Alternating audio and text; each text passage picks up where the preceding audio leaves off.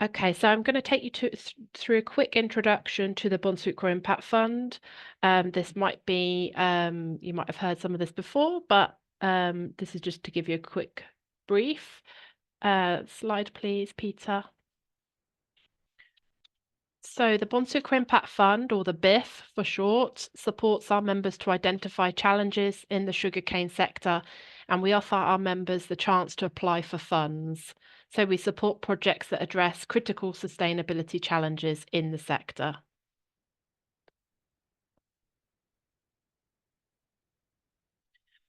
We aim to invest in projects that can accelerate sustainable sugarcane production, aligning with the Bonsucro strategy for 21-26. And we look for projects that are collaborative, innovative, that have the potential for scale, that address selected cross-cutting themes, and that take place in one of our priority countries. Slide, please. So briefly, the Bonsucro Impact Fund was launched in 2022, and we've run 7 calls for proposals, and we've granted over £1 million. We have 14 projects across 13 countries, ranging from smallholder farming, climate action and water stewardship, human rights and decent work, and we are solely funded by the Credit Trading Platform. We also have monitoring, evaluation, and learning technical support provided by in-house staff. So just to give you a flavour of the mix of the projects that we fund, here you can see some of the projects funded under the water stewardship theme. I won't go into detail, but this just gives you a flavour of the project partners that we have funded and the geographic spread as well. Slide, please. These are our human rights and decent work projects. And as you can see, they're across different geographies. Slide. The smallholder projects, again, across Latin America, Asia Pacific, and our climate action projects. Great. As I mentioned earlier, the grants are funded via investment from the Bonsucro Credit Trades, and this is just a reminder that the credit trading platform, we offer Bonsucro credits for sugarcane, raw sugar, molasses, and ethanol. Next slide. And here we have some of our members who buy and sell credits. So we're really lucky that we're able to reinvest this funding into the Bonsucro Impact Fund grants. Next slide. So Bonsucro credits are an important approach for us to reward producers from certified mills and farms to drive impact through the investment in the Bonsucro Impact Fund, and also to facilitate buying credits so that members can achieve their sustainable procurement targets. So we really think that it's a virtuous circle that we are encouraging here.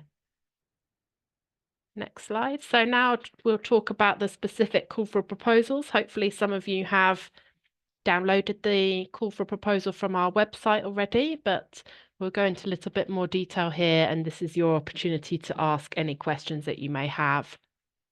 Next slide. So our second call for proposal of 2024 has launched yesterday, as I said, and it is entitled Catalysing Approaches to Regenerative Agriculture and Nature-Based Solutions in the Sugarcane Sector. Now, one of the most important things to say is that the deadline for applications is the 10th of January 2025. Next slide. So under this call for proposal, we actually have 3 grants available. We have one impact grant of up to £150,000 for a duration of 18 to 36 months. And we are looking for a project that can demonstrate tangible results and impact for sugarcane communities, whilst also enhancing knowledge and learning for the sector. And we also have 2 innovation grants of up to £50,000 each. These are for a duration of 12 to 18 months, and these will be for pilot projects that prototype, test, and validate innovative approaches, tools, technologies, and/or collaborations that improve climate adaptation and resilience in sugarcane farming and milling. Okay, so I'll hand over to Mike now, who will talk you through this slide in particular. Okay, good afternoon, everyone. It doesn't look like you can see me, but that's not the end of the world. As long as you can hear me. So I just thought that at this point I'll just talk a little bit about where we are at Bonsucro with regard to the Regenerative Agriculture program, and also the relationship with the SAI Platform regenerating together. Bad luck, you can see me now. So we, over the last couple of years, as many of you on this call will know, there's been more and more discussion around regenerative agriculture and the move towards regenerative agricultural practices. And at Bonsucro, a number of our members were beginning to ask us where they fitted in terms of regen ag. The sort of questions that we were getting were, well, we are now Bonsucro certified, but are we regenerative? And that was a really good question. And we started thinking about that. We started looking at the Bonsucro production standard, the criteria that are in there, and relating them to a whole range of practices which are considered regenerative. And I think the regenerative practitioners will know that there isn't a single definition and there isn't a single set of practices, which made it difficult for us to understand. So we looked around and we saw that SAI Platform had done a lot of work and had answered quite a few questions that we were looking at in terms of defining regenerative agriculture, and also some of the impact areas and metrics around that. And after discussions, we decided to adopt the regenerative agriculture framework as a starting point on our regenerative journey. And that's why you see reference to the SAI Platform framework. That relationship has matured nicely. And so we're at a point now where through this call, we would like to start seeing how practical some of these things are and how doable they are in the field. So that's a little bit about why we refer to the SAI Platform framework. I think you will see the SAI Platform framework has 4 impact areas around soil, water, biodiversity, and the reduction of or climate. We, for this call, have decided to focus on the soils, the water, and the climate components of it. That's not to say that the biodiversity is any less, but there are reasons for that, and I'll talk about the reasons when I talk about some pointers in terms of what the panel is looking for. But just bear that in mind. Those are the key impact areas that we'd be looking at. So Sophie, I think at this stage that's from me. Great, thanks, Mike. So just to explain a little bit more, as you can see, there are 4 impact areas, and we're prioritizing here under this call 3 impact areas.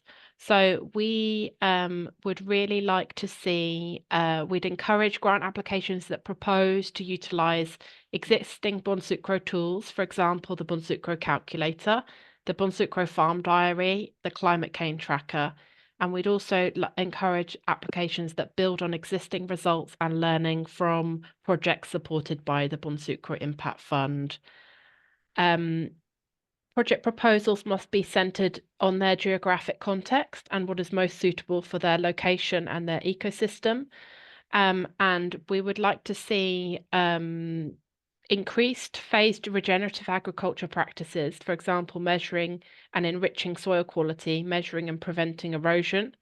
Number 2 is new tools or innovation to enable uptake of regenerative agriculture practices, to increase cost-effective approaches to baseline and subsequent monitoring of on-farm improvements, or to pilot finance schemes to incentivize transition to regenerative practices or create self-sustaining circular schemes.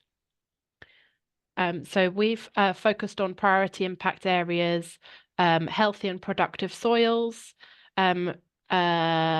reduce emissions from farming, high water quality and water conservation.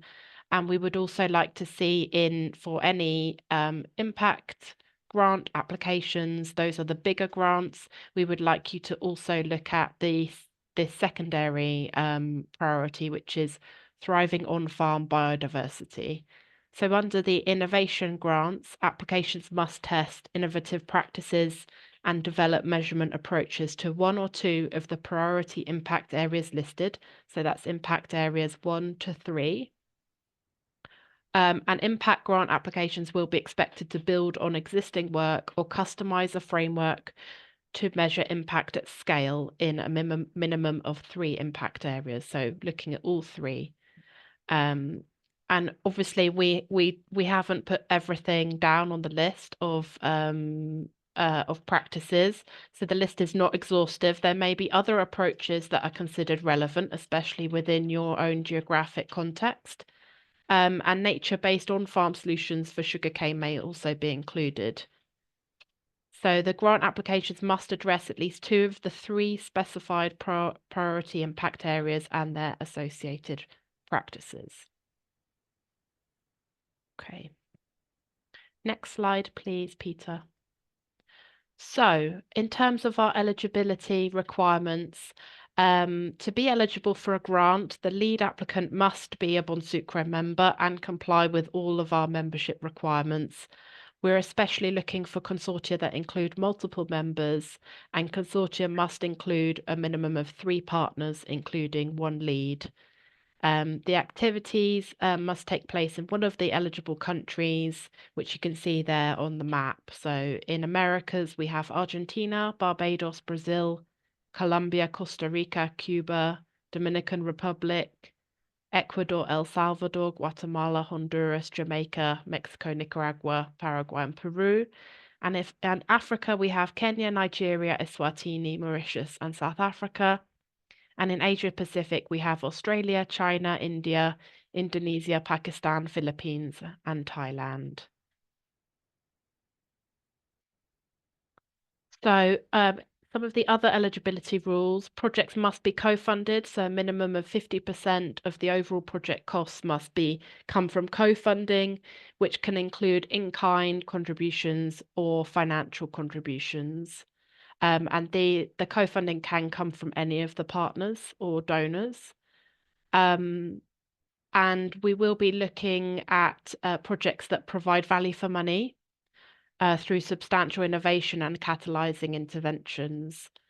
Applicants should also align with the principles, criteria, and the threshold set out in Bonsucro's production standard. And the project should also aim to contribute towards the achievement of the Bonsucro strategy. We also listed in the call for proposal some activities and some interventions that we will not be funding under the Bonsucro Impact Fund. Next slide, please. So in terms of how are the applications assessed, they are assessed by the Project Selection Committee, and the Project Selection Committee score them and assess them and select them according to these criteria. So we have 5 criteria: collaboration, convening, sound theory of change, methodology, participation and involvement of local stakeholders, measurability and impact, and the vision of scalability. As many of you know, the Bonsucro Impact Fund grant making is a competitive 2-stage process. Firstly, a concept note is submitted. If the concept note is shortlisted, You will then be asked to submit a full proposal. We generally provide feedback to be considered. And if the concept note is not shortlisted, we will inform you and provide feedback so that you can improve your application.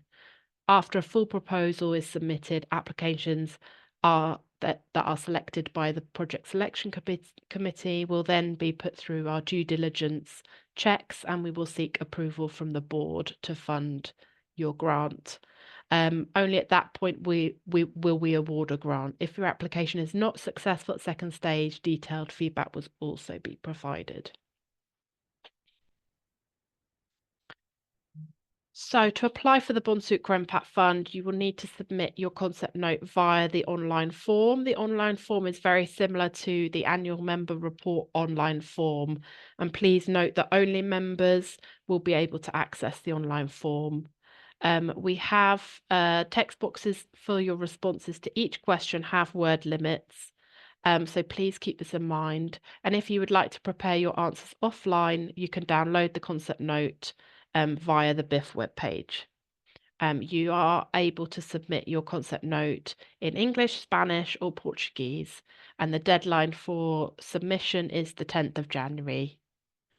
And also to note here that your contact details will need to be registered on our online system. So if you do not have, if you're not on our online system, you won't be able to access that. So when you will need to register, and then yeah, you will need to register, or we will have to check if your contact details are on our system. It might be that someone else is the main contact for your membership account. And if you aren't able to log in, then please let us know, and we can add you to your account. So we do have some tutorials showing you how to do that. We will make those available for you after the webinar. Okay. Next couple of slides then, Peter, please. Yeah. Okay. Okay, if I can pass over to Mike again, just for a few words of reflecting on what the project selection committee look for. Okay, thanks, Sophie. So I've had the privilege of sitting on a project selection committee for a couple of times now, and it's not an easy job. And I just get a sense that this particular call is going to be particularly difficult, just looking at the interest that's out there. So I think for me, if I could give some advice, just sort of some overall advice, not specific to this call, is that remember that the project selection committee are going to be working through a number of concept notes, and you need to make sure that your concept note sticks out and sticks in the mind. So by doing that, it's about being clear and concise. It's clearly describing the problem that you're trying to solve. If it's around innovation, making sure that the reader's left quite with no doubt what the innovation is, and if it's impact, how that impact is going to be measured and transferred. So you've really got to make sure that there's things in those concept notes, because that's getting yourself across the line, that sticks in the reader's mind. Because believe me, when you've read 15 or 20, it's very difficult to differentiate. So that's overall. I think for this particular call, there are going to be some challenges. I think when we put the call together, the one thing that we realized is that seeing impact in regenerative agriculture is a relatively long-term process. And the impact grant is up to 3 years. The innovation grants are less than that. So how do we show innovation? How do we show impact in the time frame of the project? So I think that's going to be quite an important thing to come out clearly. And it needs to be realistic. We don't want someone to say, well, listen, we're going to do ABC intervention, and by year 2, yields would have increased 50%. So it needs to be realistic, taking the time frame into account. I think the second thing, and Sophie mentioned it, is we would like to see, if possible, and again, this is everything I'm saying here is really just food for thought. It's not prescriptive, but how some of the Bonsucro tools, especially tools around climate, are incorporated into any proposal.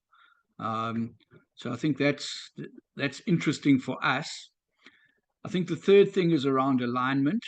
I spoke earlier around the SAI Platform. I think alignment, SAI Platform, the Bonsucro production standard, how the project can show alignment or not around those. So I would suggest that in developing the concept, have a look at the Bonsucro production standard, the guidance notes around aspects like the climate mitigation plans, the soil management plans, the water and biodiversity management plans. Have a look at that. Have a look at the SAI Platform regenerating together, and see if you can connect the dots, because any project that can connect those dots will be useful. And then lastly, across all of our projects is around learning. How do we take learnings? So again, it's around collaboration. It's about getting the right team together. But how do we disseminate those learnings? So I think, for me, I'm not being prescriptive here. It's just some things that in discussion and putting it together, we considered, and we'd really like the concept notes to help us with our thought processes, so that everyone can benefit. So thanks for that. Great, thank you, Mike. Lots of food for thought there. Okay, slide please, Peter. Okay, so I'm just going to present a few tips on presenting a sound application to the Bonsucro Impact Fund. Next slide. So some of these tips may sound obvious, but please remember that the PSC, the Project Selection Committee, can only assess and select applications on what is included in your concept note. So exactly what is there on paper, that's what they will be reviewing and assessing, and they won't be making any other judgments on knowledge about the member or knowledge of the partnerships. Ensure you read the call for proposals thoroughly, including the eligibility requirements, what we will and will not fund, the co-funding requirement, and the geographic eligibilities. Only members can apply as the lead applicant, and that really you will not be able to access the online application form unless you are a member and unless we have your contact details on our system. Your project should be addressing a problem. Please ensure that the problem statement is clear and you explain the local context and how this affects the communities. Your project should have a clear logic. If you do one thing, this should result in another thing. And keep in mind that the Bonsucro strategy and consider how your project will support its achievement. Refer to the monitoring, evaluation and learning guidance that we have on our webpage, and think about the key objectives of your project. What change will you aim to make? Who are the stakeholders and who are the partners, and why have you chosen them? And which groups can they influence or work closely with? Why would this project create learning that is valuable to the rest of the Bonsucro network? Okay. And as I mentioned earlier, applications will be assessed and selected according to the criteria. And there I've put a bit of detail for each one. So under collaboration convening, we want to see new partnerships. We want to see bringing of stakeholders and actors together. We would like to see sound theory of change and methodology, so a robust logic to achieve change to tackle a relevant problem affecting sugarcane. Participation and involvement of local stakeholders, an initiative that is rooted in local participation and has local buy-in from the stakeholders. Measurability and impact, that the achievements of the project can be clearly measured and present value for investment. And the vision of scalability, a solution that has potential to be replicated or scaled to benefit more stakeholders into another region, context, or country, and has applicability elsewhere. Okay. Yeah, please get in touch with your regional contact to discuss your idea and your proposal. They will be able to provide locally focused advice and support you in identifying partners.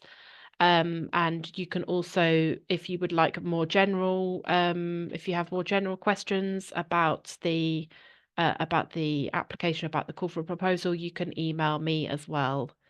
So as you can see here, we've got quite a few of our regional contacts are actually on the call today.